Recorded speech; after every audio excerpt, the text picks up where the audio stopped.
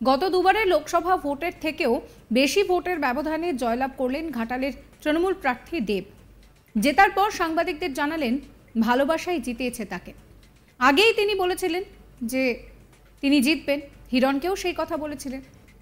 তিনি আরও বলছেন যে ও যতই কুৎসা করেছে আমার ভোট কিন্তু ততই বেড়েছে, ব্যবধান বেড়ে যাওয়ায় দায়িত্ব বেড়েছে, কাজ আরও বাড়ল। আমি আগেই বলেছিলাম যে যত ভোট পাবো তত গাছ লাগাবো। আমি ইতিমধ্যেই 2 লক্ষ গাছের অর্ডার দিয়েছি, বাকি আরও প্রায় 5 লক্ষ গাছের অর্ডার দেওয়া আছে। কি বলছেন দেব, শুনুন। প্রথমে ধন্যবাদ জানাবো ঘাটাল লোকসভা কেন্দ্রের প্রত্যেকটা ভোটারকে, যারা আমাদের দলকে আমাকে বিশ্বাস করেছেন এবং এইবারে আগের বারের তুলনায় অনেক বেশি ভোটে জিতিয়েছেন। এবং ডেফিনেটলি আমি ধন্যবাদ জানাবো আমাদের নেতা কর্মীরা, যারা 3 মাস ধরে এই গরমে যেইভাবে বাড়ি বাড়ি গিয়ে দলের হয়ে প্রচার করেছে, আমার হয়ে প্রচার করেছে এবং মানুষের বিশ্বাস অর্জন করেছে। আমার এই জয়টা পুরোপুরি আমার তৃণমূল কংগ্রেসের সমস্ত নেতা কর্মী এবং এমএলএ যারা আছেন তারা প্রত্যেকেই নিজের সমস্ত কিছু লাগিয়ে দিয়েছে দেবকে জেতানোর জন্য। তো definitely is a great feeling. আমি এটুকুই বলবো যে দায়িত্বটা অনেক বেশি বাড়লো। এটা সবচেয়ে বড় প্রতিশ্রুতি আমরা দিয়েছিলাম, সেটা হচ্ছে ঘাটাল মাস্টার প্ল্যান। এবং আজকে আপনারা সবাই জানেন যে ভারতবর্ষ জুড়ে যেভাবে উলট পালট হয়েছে রেজাল্টটা, তো সেই জায়গা থেকে আরো বেশি আমার মনে হয় কি ঘাটাল মাস্টার প্ল্যান বাস্তবিক হওয়ার যে কি বলবো সম্ভাবনা, সেটা অনেক বেশি বাড়িয়ে দিল। এবং আমার যেই কথাটা আমি যেটা প্রতিশ্রুতি দিয়ে শুরু করেছিলাম ঘাটাল মাস্টার প্ল্যানটা, এবারে লড়াইটা শুরু হবে কি ঘাটাল মাস্টার প্ল্যানের কাজটা, সার্ভেটা এবং জমি অধিগ্রহণ যেই ব্যাপারগুলো আছে সেই ফেজ ওয়াইজ যেন কাজটা শুরু হয়, এটা আমার ফার্স্ট লক্ষ্য। এবং অনেকগুলো রাস্তা, যে রাস্তায় আমি প্রতিশ্রুতি দিয়ে এসেছিলাম, যে রাস্তা দিয়ে আমি প্রচার করতে গিয়েছিলাম এবং ওইখানকার গ্রামের মানুষকে কথা দিয়েছিলাম, সেই সমস্ত রাস্তা আমার লেখা আছে। সেই রাস্তাগুলো দ্রুত কাজ শুরু করা। অনেক জায়গায় জলের সমস্যা, কারণ এই এত বেশি গরম পড়েছে, এত বেশি মাটির চাওয়া থেকে ওয়াটার লেভেল কমে গেছে, সেই জায়গা থেকে আমার মনে হয় কি সেই কাজগুলো করা এবং মানুষ যেই বিশ্বাসে আমাকে ভোটটা দিয়েছে, দলকে ভোটটা দিয়েছে, সেই বিশ্বাসটাকে সামনে রেখে কাজগুলোকে করা। 19 থেকে 24 পেছনে চুপ করো, 19 থেকে 40 বাড়ছে বেড়েছে, কারণ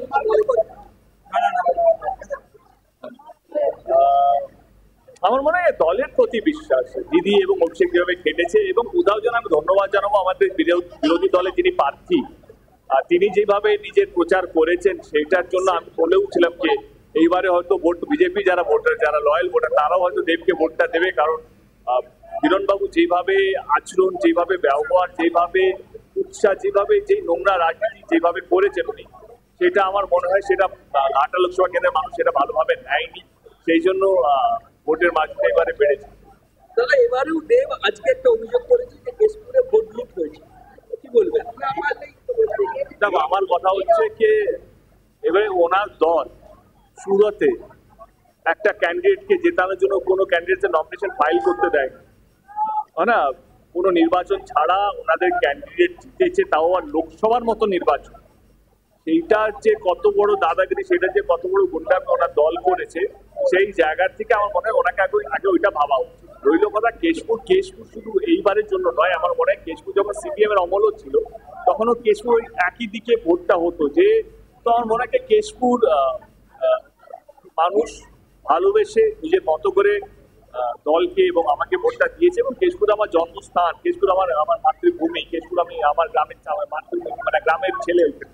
তো একটা আলাদা টান তো কেশপুরের মানুষের প্রতি আমার থাকবে বা আমার কেশপুরের মানুষের প্রতি থাকবে।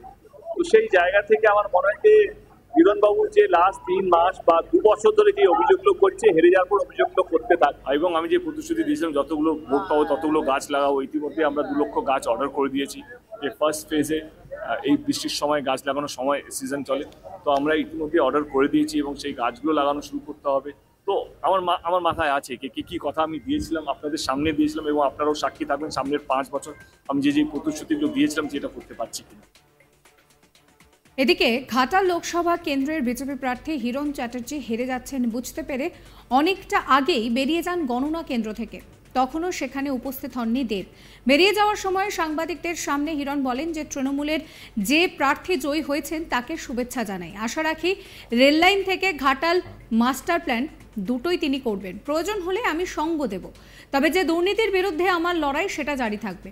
কেন্দ্রীয় বাহিনীকে ঘুম পাড়িয়ে ভোট করানো হয়েছে, যে কারণে কেশপুরে বেশিরভাগ জায়গাতেই বিজেপি কিন্তু একেবারে শূন্য। এটা একেবারে স্বাভাবিক নয়। কেন্দ্রীয় নির্বাচন কমিশন এবং কেন্দ্রীয় বাহিনী সবটাই নিষ্ক্রিয় ছিল। কি বলছেন হিরণ চ্যাটার্জি, শুনুন। যারা কাজ করলেন তারা খেতে পর্যন্ত পাননি, যারা সরকারি অফিসার, সরকারি স্টাফ, দেখুন ভিতরে মারামারি চলছে।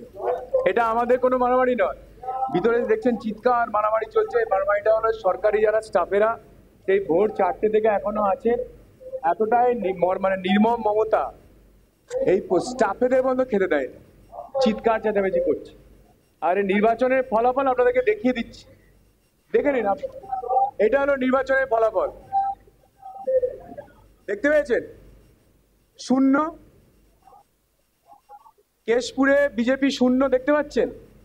এটা হলো এরকম শয়ে শয়ে বুথ যেখানে বিজেপি শূন্য।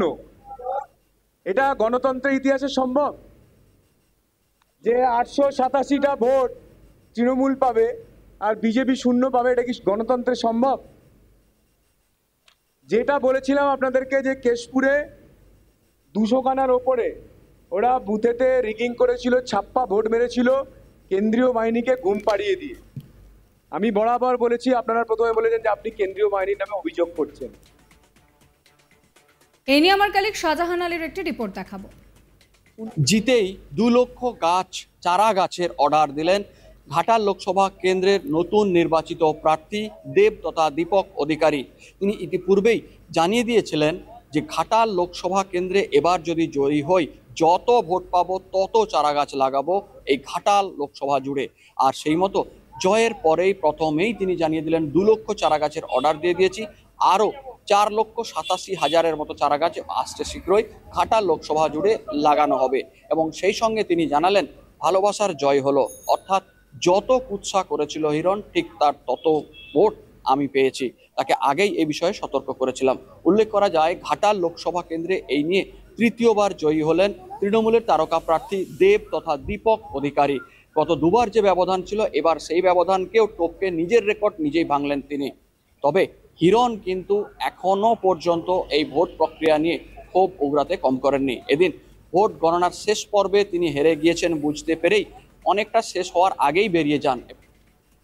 সাবস্ক্রাইব করবেন আজ তাক বাংলার ইউটিউব চ্যানেলকে, ফলো করবেন হোয়াটসঅ্যাপ চ্যানেলও।